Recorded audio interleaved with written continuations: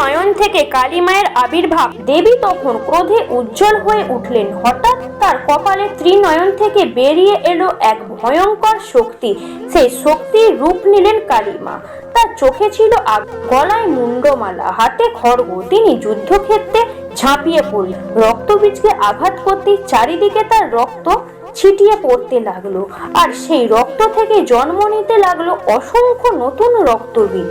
তখন কালীমা ভয়ঙ্কর রূপ ধারণ করলেন। তিনি তার বিশাল জিহ্বা মাটির ওপরে ছড়িয়ে দিলেন এবং যুদ্ধ করতে করতে রক্তবীজের শরীর থেকে তারা প্রতিটি রক্ত ফোঁটা পান করতে লাগলেন। এভাবে এক এক করে সমস্ত রক্তবীজকে ধ্বংস করলেন তিনি।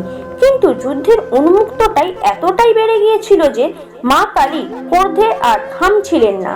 তিনি প্রলয়ের নাচ শুরু করলেন, আর তিনি শক্তিতে কাঁপতে লাগলো ত্রিল। তখন দেবতারা গেলেন শিব মহাদেবের কাছে। মহাদেব বুঝলেন এ প্রলয় থামতে হলে কেবল তিনিই পারবেন। তিনি নিঃশব্দে যুদ্ধক্ষেত্রে এসে কালী মায়ের সামনে শুয়ে পড়লেন।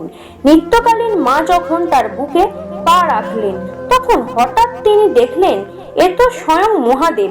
লজ্জায় ও চেতনায় তিনি জিহ্বা বের করে থেমে গেলেন। তার ক্রোধ মুহূর্ত শান্ত হয়ে গেল। সেই দিন থেকে পৃথিবীতে জাগলো শক্তি যতই প্রলয়ঙ্কর হোক, মহাদেবের করুণায় তাকে শান্ত করে। এই রকম ভিডিও পাওয়ার জন্য চ্যানেলটিকে সাবস্ক্রাইব করুন, আমাদের সঙ্গে থাকুন।